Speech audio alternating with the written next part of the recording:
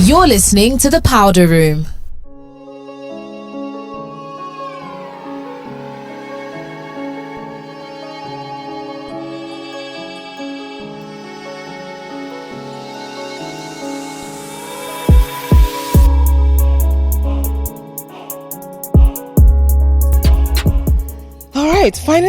Finally, we are ready to officially kick things off in the powder room. We know how manic Lagos can be with traffic and with what is happening with the petrol stations, especially today. So it's really crazy. But I'm so glad that my guest made it in. I feel so cool because the things that she went through high weathers, hell and high waters, like high weathers to be here today. And I really appreciate that, Joan. How you doing? I'm well. It's good to see you. You look so good. You too. Thank you. It's been forever. Yeah. So like I had Destiny Amaka last week on the show with me. Wow. And so it just felt like being back at our former job again, just seeing everyone and all of that. But it's really good to have you here today. So I want us to not waste time. I want us to dive right into the conversation. So we're talking about life after loss today. Right. Now, I know your story. I know a lot of people might not know, but I know that you became a widow at a very young age, which was very sad and unfortunate because Nigeria happened. Yeah. So it wasn't even a case of sickness or anything. It was just the badly structured system that we have. But the beautiful thing that I want to talk to you about is the fact that you sort of pulled yourself out of it. I don't know if you've pulled yourself out of it fully because you know how grief is. You're fine today, you're fine tomorrow. Because I have a friend too who lost her husband too as well. So some days she's good, some days are just horrible. But first of all, I want to ask you, how are you? Well, just like you said, some days are amazing. And some days are just there. You know, healing is like a wave. You know, it comes, the highs, it has its highs and its lows.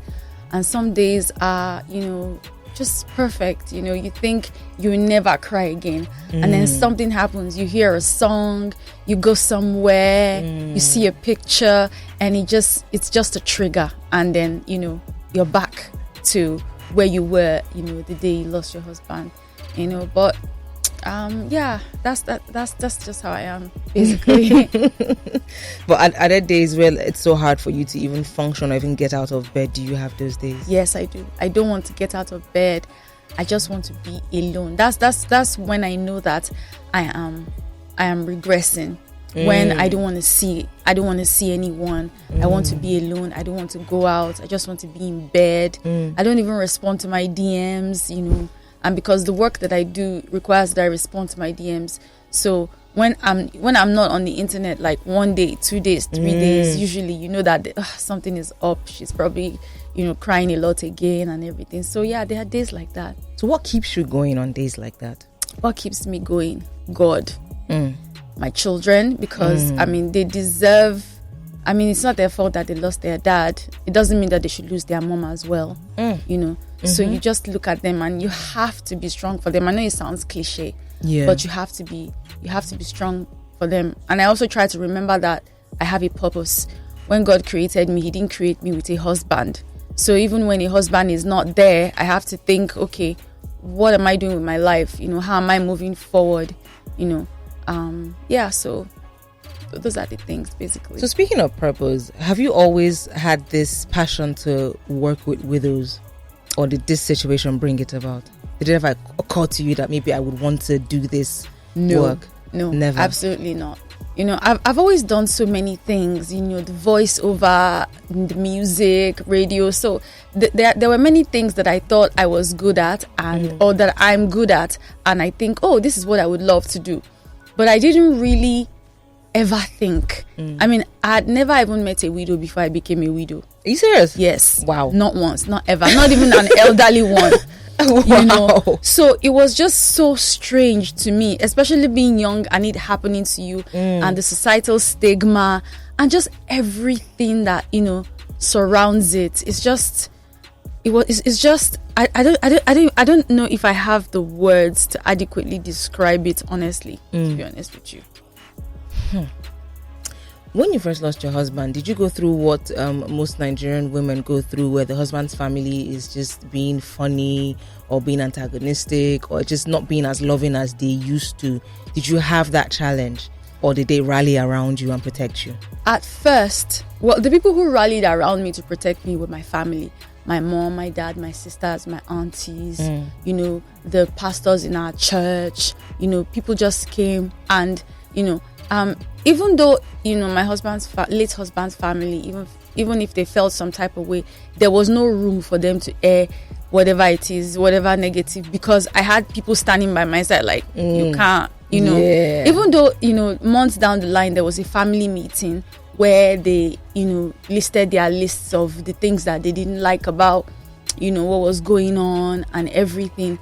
But it's a gift to have a family that stands by you, because I also remember that they are also grieving and they may not know how to work through their grief, and maybe playing the blame game sometimes may be a way of, I don't know, easing coping or dealing or, you know, easing their pain or everything. I don't have a lot of support from them, you know, but my support system is basically, you know, my family. There was no, when you talk of property, we had nothing. Patrick and I were just a hustling couple.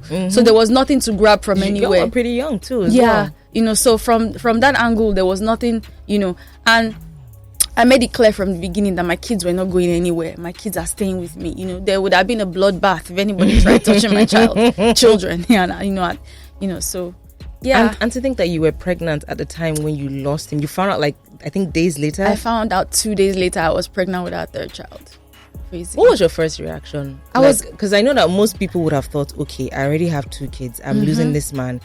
This might be too much of a burden.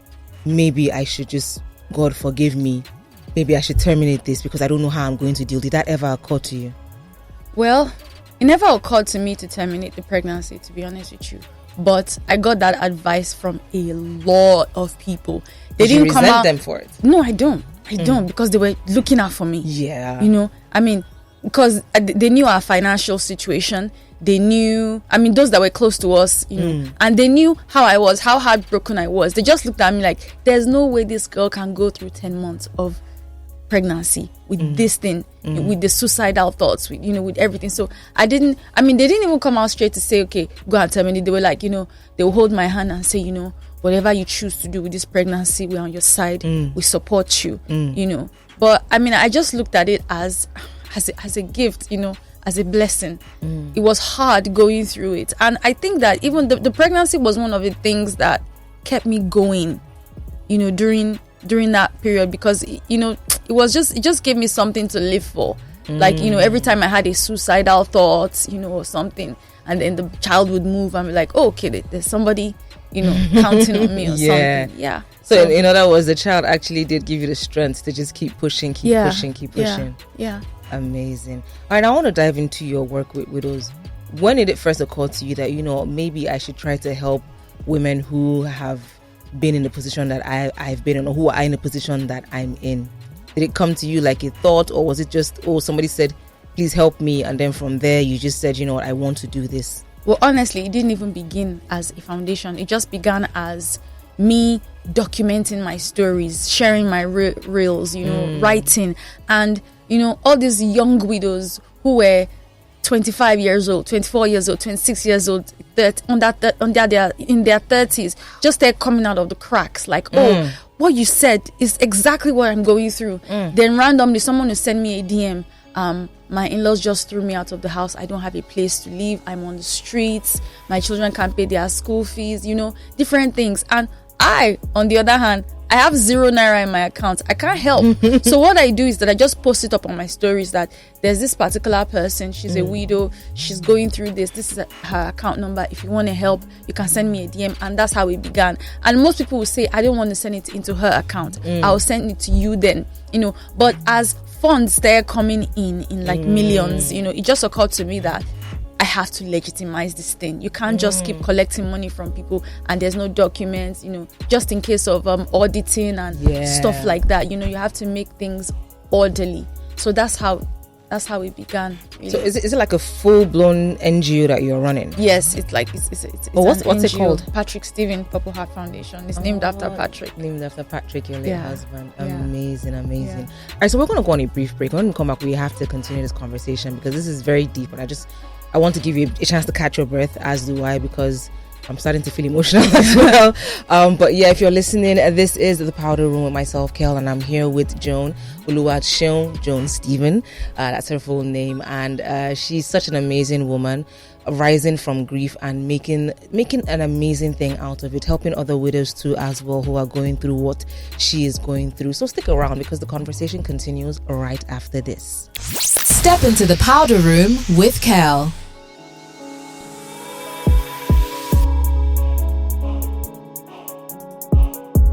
My name is Oluwaseun Joan Stephen, and I'm chilling in the powder room with Kel.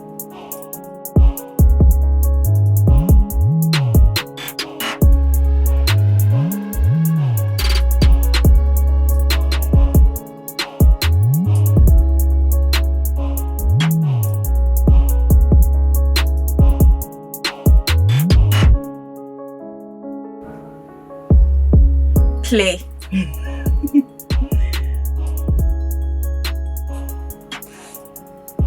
Strength, love, support, everything. My late husband. Step into the powder room with Kel.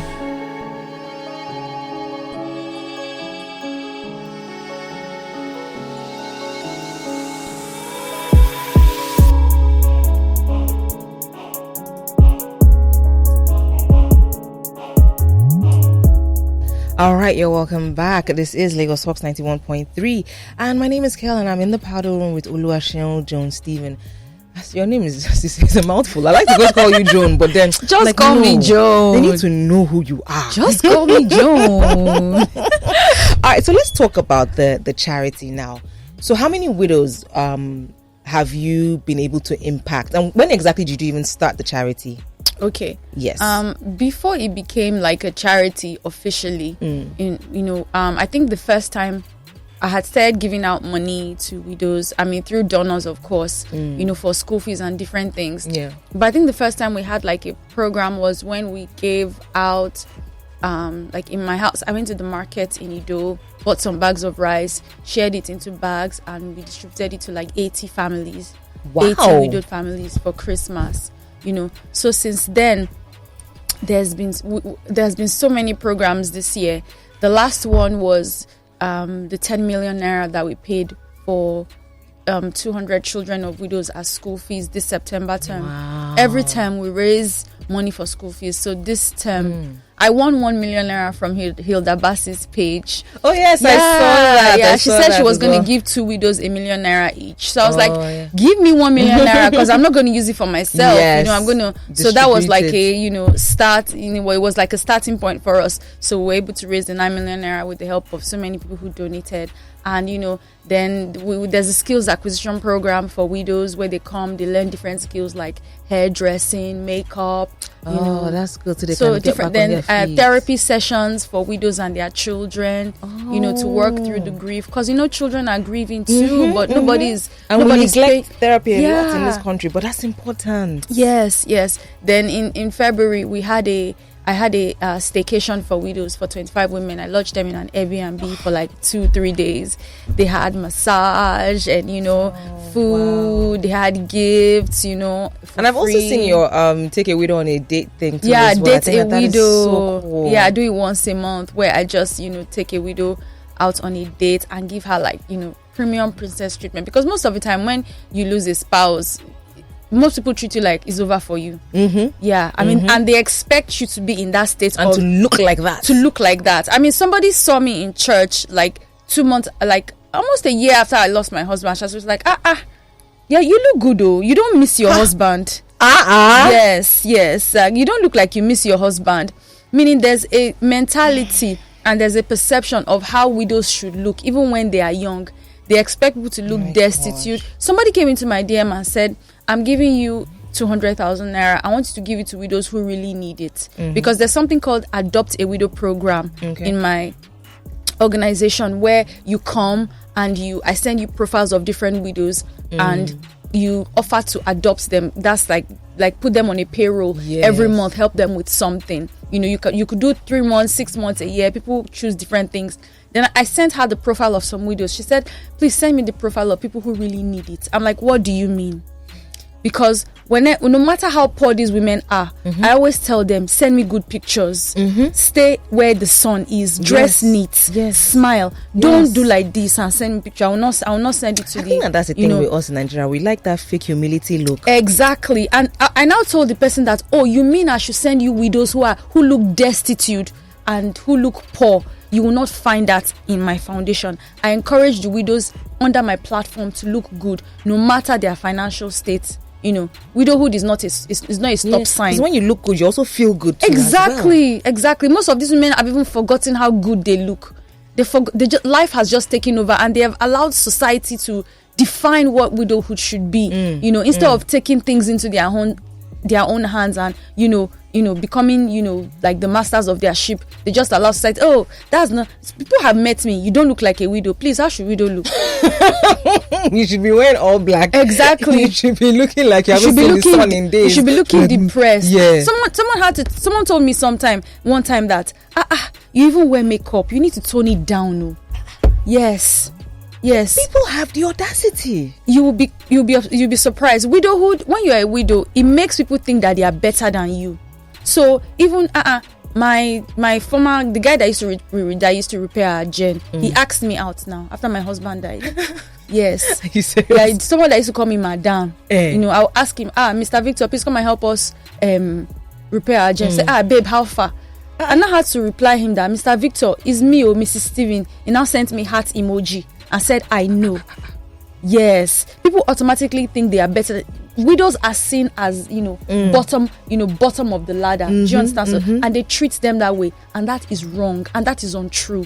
Just because my husband is dead, it doesn't mean that my life is over. Yeah. I'm still a human being. I'm still worthy of love. And worthy of all the good things that life has to offer. And my life can still be beautiful. Even more beautiful than it was before. Yes. When I tell people that, they look at me like, oh, your life can. Widowhood is not a stop sign. I tell that to people. Don't allow people, define what your life should be. It's just like when a woman gets divorced, like, oh, she's a divorcee. People have all sorts of, and the funny thing is that their lives are not even better. Yep. But they just have to make you feel that they are better than you, and it's wrong. We have a very dark perception of widowhood in this country, in Africa in general. It needs to change. Okay, all right. So we need to wrap up now, but please, I just wanted to give out information. How can people reach you if they want to donate, or if there's a widow listening? How can they reach you? My Instagram pages, my social media pages, Oluwaseun Joan Stephen. It doesn't change. Okay. Oluwaseun Joan Stephen. Yeah. All right. So if anybody wants to make a contribution, or if they have a widow that you can help, they can reach out to you through Instagram. Yeah. All right. Thank you so much. It feels like this was such a short conversation. I think that I definitely want to have you again on this platform, on that platform, because this is a very important conversation to be having, especially when you said, look, widowhood does not mean that your life is over. Yeah, it does. So I really, really appreciate that. All right, guys, this is all we have for you today on the Powder Room. All right, we spoke to Oluwaseun Joan Stephen, and we spoke about life after loss. It's very important that if you have somebody around you who is grieving and you're not quite sure how to help them, please send her a DM. All right, my name is Kel, and this has been the Powder Room. I'll be here same time next week on this station, giving you that good when it comes to conversations that we have to have for women and by women. Till then, it's good night and God bless.